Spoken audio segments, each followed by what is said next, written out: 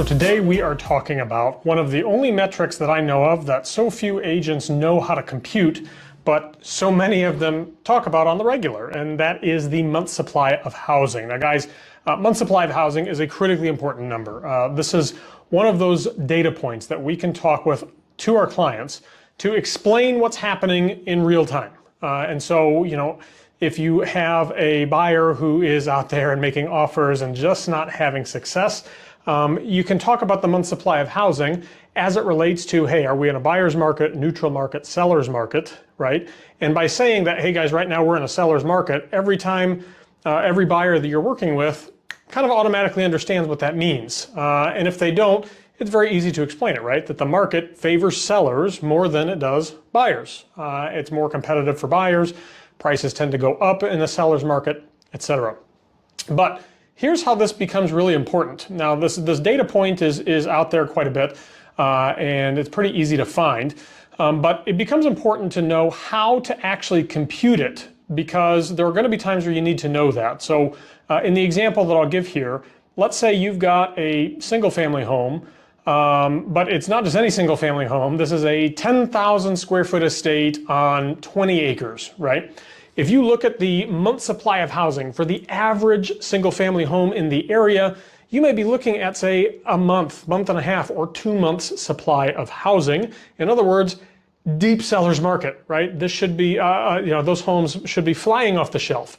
But you don't have just an average single family home. You have a giant estate on lots of land. This could be a home that is priced 5, 6, 7 times higher than the average single family home for the area. So the normal average everyday single family home, it may be a deep seller's market. But for a home that's priced, say, 6 times higher than the average home, that may not actually be the case for that property. So you may have sellers, for instance, that are your clients, and they're saying, oh my gosh, I'm hearing everything about what a hot seller's market it is, and yet our property's sitting. What's wrong with your marketing? Has anyone else had that type of conversation take place? Well, guys, here's how you're going to calculate this. Because again, if you've got some really rare or unique property, it is not going to have the same sales cycle or trajectory, let's say, as a normal everyday cookie cutter type home would. So what you're going to do is you're going to take, and you can do this geographically, by price, by size, it doesn't matter. Pick your categories that you're comparing against. And you're going to look at every home that is on the MLS, but not yet sold. So this is coming soon's, active for sale, but also don't forget under contract and pending. Those count for this number. So you count how many of those you have active on the market right now. So let's just say for easy math, that number is 1,000. And then you're going to look at how many of those same type of homes have sold on average each month. Now, again, you can do this a few different ways. You can look for the last year and say, okay, how many sold in the last year? Divide it by 12. On average, that's how many sell each month. Or maybe it's more important to you to know what the market is doing up to the minute. So let's say, looking at only the last 30 days, how many sold, or maybe the last 90 days, last 3 months, divide by 3, and that gives you how many homes have sold on average per month like that. So you're going to take the total number available and divide it by the average number that have sold per month, however you want to get there. And that is going to give you your month's supply of housing. Now guys, as many of you know, if that number is less than 3 months supply, that's what we call a seller's market. More than 3 but less than 6, that is a neutral market. We would expect that prices are going to be steady at that point.